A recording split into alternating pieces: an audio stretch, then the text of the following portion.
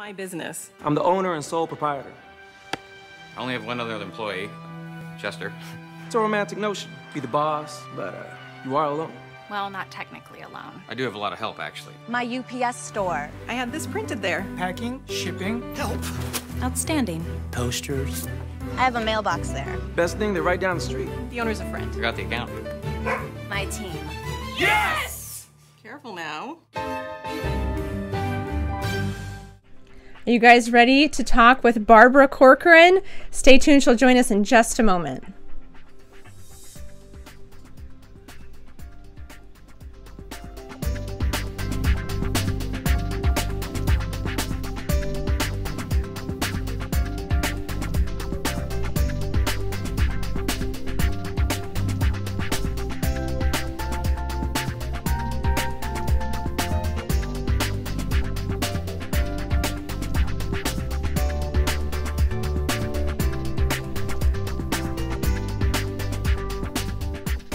Hi everybody, welcome to the Small Businesses Do It Better show. I'm your host Carissa Dunphy, and this is episode 52 with Barbara Corcoran.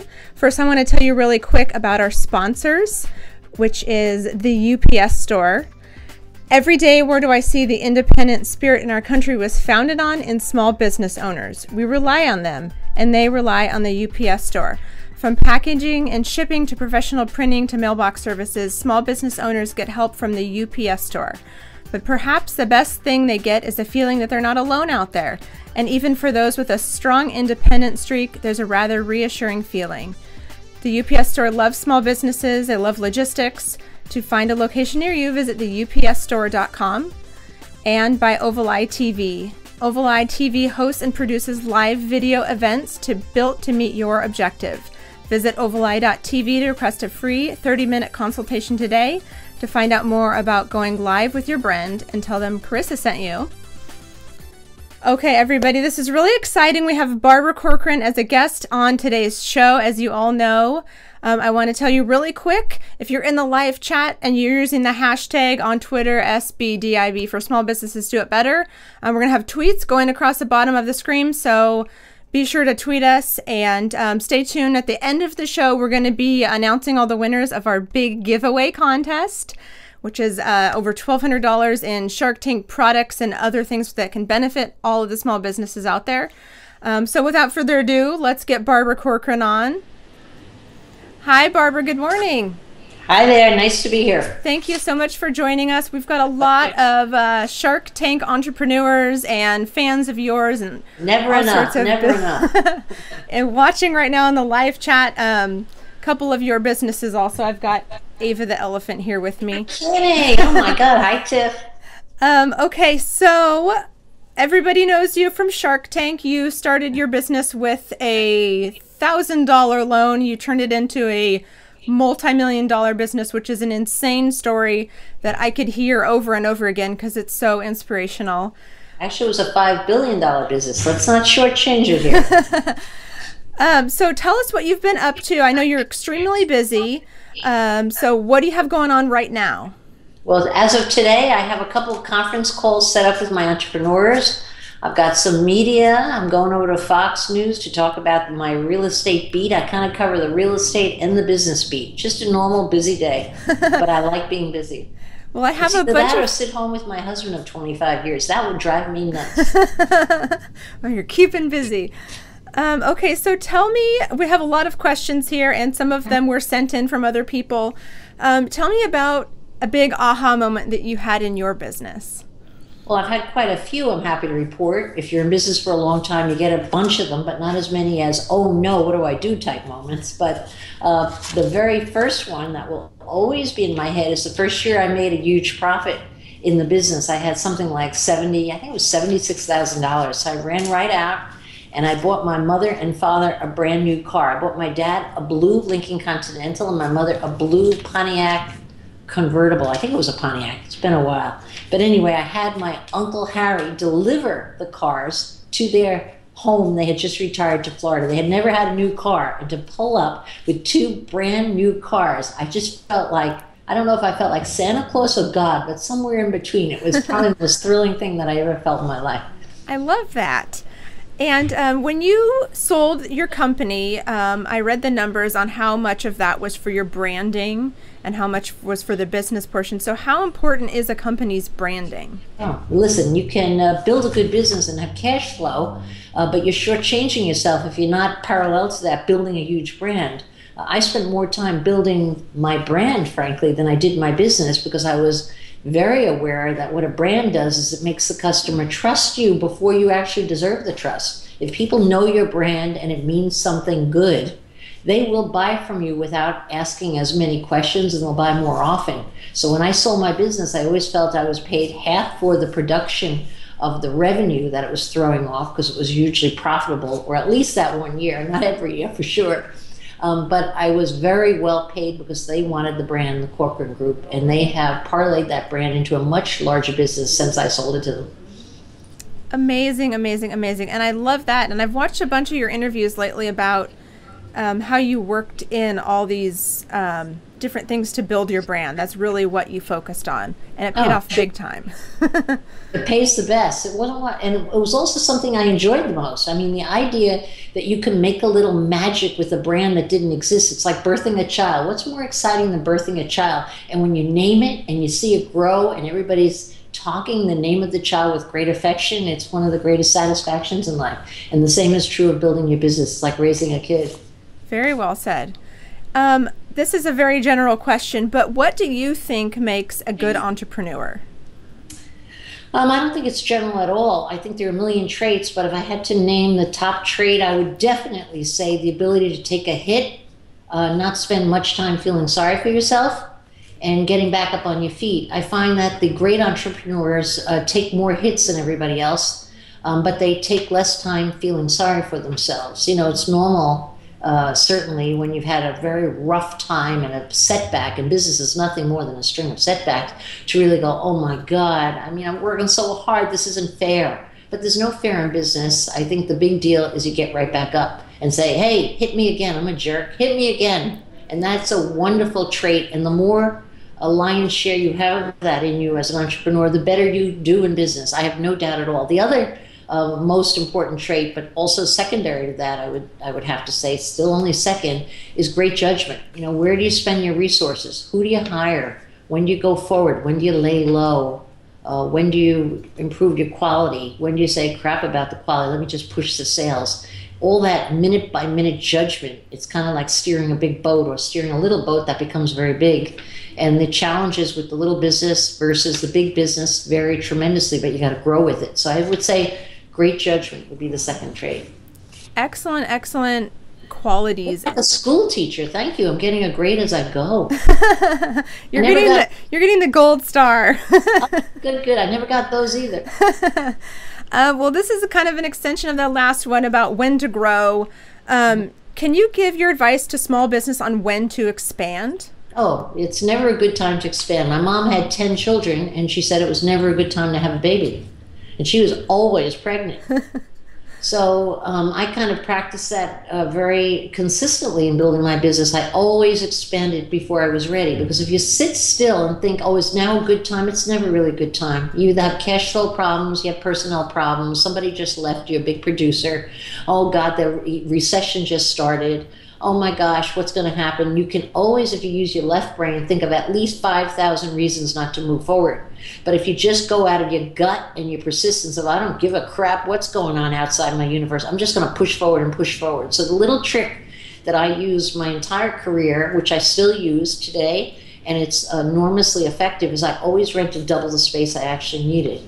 Now, that makes no logical sense, but you want to know, I sold real estate my whole life, and I never saw an empty closet. The minute you get a space that's twice as big as you need, guess what happens? You fill it up. And if you fill it up, you're under tremendous pressure. It's like the business equivalent of putting a gun to your own head, and then you have to run like hell, you know, to try to fill up the rest and fill up the production. So I don't think there's ever a good time to expand, but the right time to expand is all the time. And by the way, you know what the time is where you have a one-time opportunity to really expand and aggressively step over your larger competitors is when the market is terrible. When the market is terrible, every big competitor in your space will decide that it's a good time to lay low and wait this thing out. And that's when the little guy could come up the rear and steal the market share.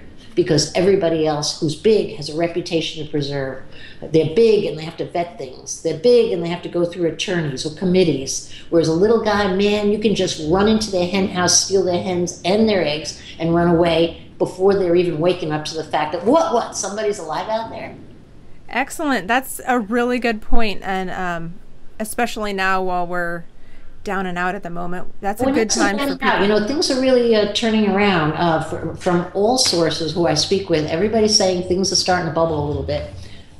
Good news for small businesses. Yes. So do you have any new trends that you're seeing in business that you think are going to take off? Who the heck knows? I'm not a fortune teller. I can tell you what I'm seeing with more frequency. I'm seeing more crowdfunding, so people can go directly to the consumer. Young businesses can go to the consumer and fund their venture. I'm seeing a lot more of that. So is that a phase or is that a future trend? I can't imagine why it would go the other way. So I think you're going to see more of it. And there's a lot of federal legislation now that's going to open that pathway for small businesses wide open, you know.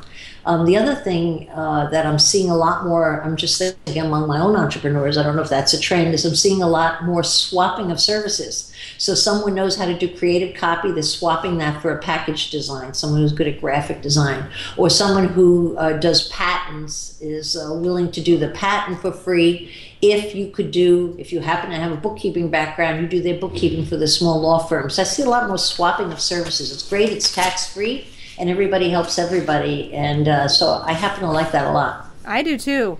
And a lot of people don't take advantage of that. No, and you want to know something? It's so easy to post on Craigslist or any of the many websites out there and just say, want to swap legal services for great graphic design. I mean, it's not like you have to know the person down the street. Just put up a posting and bam, you get hit by everybody. Exactly. Excellent tip. You guys go do that. That's a great tip. And send me $10 for every good deal you get. I'll be rich. Of course. Well, you guys know where to reach her at. So I love this question, and I'm really excited to hear your answer for this. How do men and women differ in the business workspace? Oh, they're definitely different, without a doubt. I mean, that's stereotyping, which is never true of anybody, but mostly true. I would say that women are far less territorial than men. I've managed men and women my whole life, straight women, straight men, gay women, gay men. I've managed every type of person in my life, and I can tell you that when I'm managing men, I'm acutely aware of their sense of territory. Oh, you know, like they want to be they want to know what their turf is, whereas women tend to share turf more readily. I also think men are much better than women at claiming they're the king of the mountain long before they get to the top of the mountain. They have no shame. Whereas women will have to be up on the mountain, set up camp, have a kitchen going, have it decorated, and then say, I might be queen of the mountain. So it's a lesson to be learned from men. I've learned to think more like a man and act more like a man as I go on in business because I find that it gets you farther, all right? Also, I think I could go on forever on this subject, so I won't.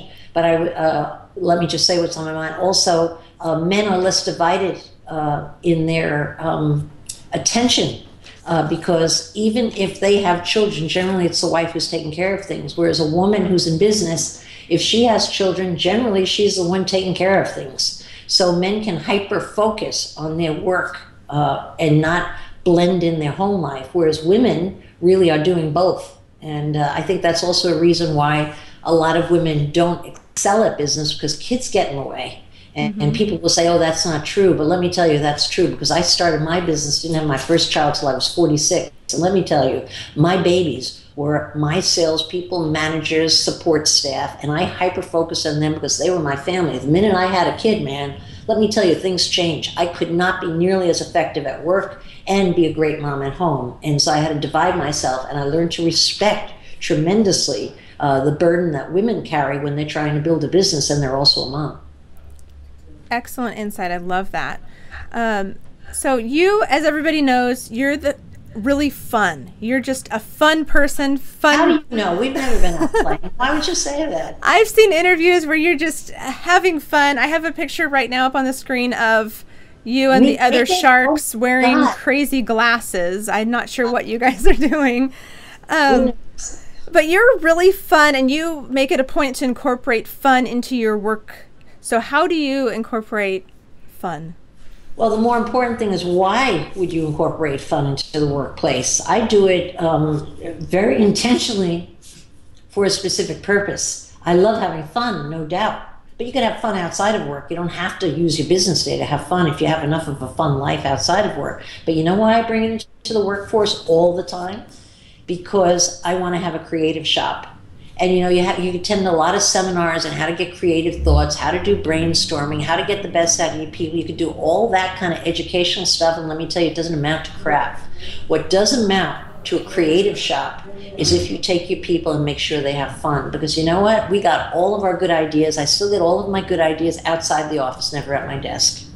You go out, you travel, you see something, you steal an idea, you go, oh, how can I apply that? You watch this person, you go, wow, why didn't I do that? Okay, and you can steal from everything in your outside universe and figure out how you apply it to your business, the best of what you see. You cannot do that if you keep people in the office. So I have always made a philosophy of bringing people outside the office to have fun, because you want to know, they bond there, they become friends there, they collaborate there, and then what do you get? You get the other kissing cousin to fun, which is called creativity, innovation. So if you want to be the innovator in your field, and by God, why wouldn't you want to be an innovator in any field? It's the innovators like the Apples and everybody that's at the head of their game. They were innovators from the get-go, and that's how they got to be number one. And so I believe wholeheartedly in carefully planning bizarre fun, simply because it makes your company the innovator and retains your people. They become enormously loyal. Why would they want to work for a competitor when they can get the same benefits doing the same job with you, but also have fun? Nobody ever leaves, so you have no kind of retention problems. I mean, there's so much to be gotten from fun, and yet today I feel like small business, big business, is the most underutilized card that people play, or don't play, I should say, sadly. Excellent. I just absolutely love that. Oh, you're easy peasy at this. So with everything that's going on right now, we got to talk about Shark Tank. Yeah, of course. Do you have any tips for those that are applying to the show? Yeah. The most important tip of all, and they don't tell you on abc.com when you apply, and by the way, the interviewing is going to start happening in about a week, all right? Or it's not called interviewing, what is it called? You're trying out, whatever that thing is called. But the most important tip is they do not ask you for a video when you apply online. And you're crazy, because if you think about it, they have like 70,000 applicants, I think, a month. How are you going to get noticed? Do you think the 4 or 5 line producers that are looking and at all the different pitches are going to call you and say, oh, let's see how good you are on TV. Let me see what you look and sound like. No, they don't even ask. They don't even call you. The smart people are attaching a video to their application. It's not asked for, but they're attaching it. Why? Because it's making easy work for the line producers. If they see you and like you, bam, they're going to ask you to come in. And that's really what you want to do. You want to get through the front gate. Good tip for all of those of you who have not yet applied. Let me tell you, practice and practice on that video before you send it in. What you want to do is say, bang, right on the front side, here's who I am, here's what my product is, and here's why it's the cat's meow. 3 main things, and let your personality show. Good tip, and good luck to all those who are applying in a couple weeks. And wear bright colors. My God, you don't want to dress in black or white or beige or any kind of crap like that. You want to be remembered. You want to be in punchy colors. And then, now let me be quiet. And do your makeup too. Of course. So as an investor on Shark Tank, which everybody knows, what do you guys look for to invest into a business? What do you look for in the person or the product? Well, let me tell you, talk to each of the 5 sharks, they'll give you a different answer, and that's what makes a horse race. I could only speak for myself. What I'm looking for is an entrepreneur that can take a hit. That's it. End of story. I'm watching how they are under pressure, under questioning. I'm watching how they are under the camera. I don't even care so much if I don't like the business idea. I've had a couple of savvy entrepreneurs I've invested in that totally changed their business. That's not what's important. What's important is the cloth, the fabric of the individual, and how strong they are. Because you want to know something? I've seen the worst products make it to the finish line now. I really mean it. It's like, I don't believe people buy this. But you want to know why they're buying it? Because they have a phenomenal salesman that keeps punching out on the front side. So again, it's the strength of the entrepreneur and the consistency and their ability not to lay low. Good advice. Okay, so what do we not see as the television viewer on Shark Tank? Can you give us a behind-the-scenes take on anything? You don't see the camaraderie between the sharks once we're off the set and drinking. The minute we have our first drink at night, believe me, they're 10 hours, lengthy days, under lights. We're watching usually 20 pitches a day. It's tedious, rough work, and we're investing our own money, which puts, of course, another layer of pressure on the whole thing besides the cameras going at you and looking your best. But one thing that you might find curious is that when that entrepreneur walks into the tank, the shark's seats are much higher than the entrepreneur. So right away, we're all playing the game of intimidation. That's the way it's set up. And secondly, when you get on the set, the producer tells each of the entrepreneurs, don't start speaking until you're spoken to. And then, of course, he's telling the sharks, don't talk to this guy or gal. Don't talk to them. Don't talk to them. So the poor person is standing there ready, really hyped to start pitching. And all they do is stand there for 5 minutes with giant cameras in their face, trying to get them to sweat. And that's when we see the sweat. We're like, from our perspective, we're going, what is wrong? Why is this guy sweating? Yeah, you stand looking up at the sharks, nobody talking to you, you wondering what's wrong for 5 full minutes with giant cameras. See if you sweat. Okay, you know it's great for me though. You know why? It's my first indication sitting there as to how good that entrepreneur is under pressure. And if you don't think being good under pressure is important in business, it's very important. And have you, between all the businesses that you've seen on the show, is there any businesses that you have not seen come on to the show that you'd like to see? I think I would like to see more technology businesses come on to the show, because of course, if they're any good, you could really make a tremendous fast killing on that. So I wish I could see more of that. But personally, you know what I wish I could see? More wackos. I love when you get the guy who's a scholar and tells you, oh, you know, I can actually change water, seawater, into pure gold. If only you'd give me the $1 million to build my 500-foot tower in the middle of the ocean. Like, all right, where did this guy come from? Or the dentist who says if you use this toothpaste, it'll put you to sleep at night. Or, I mean, we hear wax. I would rather just sit all day long, a 10-hour day, why not, and fill half of them with total wax. It's entertaining, it's comical, and I think the people at home love it. That, the one that comes to mind is that energy bracelet. Oh, well, he was only a semi-whack, okay? But still, see how it sticks in your head? People remember that stuff. And the freaker guy comes to mind. More than anyone. In fact, I had to go to the ladies' room, which is outside in a trailer on these giant sets. And I couldn't go to the ladies' room. I thought I was going to die for hours because I was afraid I was going to run into the nut job outside. But there was a guy with an implant, a Bluetooth implant you put in your head, and it helps you hear your phone, but you surgically put it in your head down your eardrum, and then of course if it runs out of battery, you got to take it out surgically, put it in the battery, put it back in. This guy was serious. He was so spooky I couldn't go to the bathroom. I just, forget it, I'm in for the day. I was afraid he'd be out in the parking lot and kill me or something. Oh my Because we God. rejected him, of course. Oh my goodness. Can you share any funny stories that have happened either on the set or between you and the other sharks? Oh, there's so many. We have a lot of fun. You know, it's like being in the bunkers together. It's a war zone out there. You're in these long days, day after day. You're spending your money. You're trying to size things up. It's intense work. It's like being on the battlefield. So a lot of comical things. Well, I'll tell you one, which really shocked me, and I'm not often shocked. I remember at the end of the long days, you know, we all get in a van, we go back to our hotel together. So you got to get out of your high heels. Well, I'm the only one wearing high heels that I know of there. And Lori, of course. You get out of your high heels, you get out of your clothes, and you put on, you know, your sweatpants and your T-shirt and jump in a van. Well, the first week we were there, I mean, every day we were waiting for Kevin O'Leary. I don't know why he takes so long to change his clothes, but we were always sitting in the van, dying to go home. You know, we're hungry, we want to go home. And he's in his, I don't know what he's doing. So I go into the van, he's on the telephone, and as soon I'm like, Kevin, get your ass out here. You know, we want to go home. He goes, I'll be right there. I wait another couple minutes, I go back in, he's still on the phone. So I just take his belt, undo his belt on his pants, and pull down his trousers to get him going on the changing, but I accidentally pulled down his boxers. So I was like, whoa, I'm out of here. Wish I had a camera. Or maybe not. I saw a little too much that night. Oh goodness. Maybe he was talking to that guy with the Bluetooth in his ear. Maybe he was. Oh, goodness. I don't even know what to say to that. That's really funny. Can't say anything. You said strange, didn't you? You asked for it. You got it.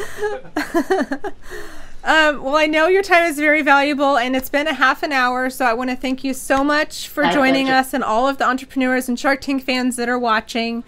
Tell us really quick Just make sure if any of your listeners out there have a child at home who's ever been sick, make sure they go on avatheelephant.com and order that ingenious medicine dispenser. Your kid will be addicted to medicine and begging you to give them medicine for the rest of their life. It is so ingenious, that little talking elephant head that gets kids to take their medicine.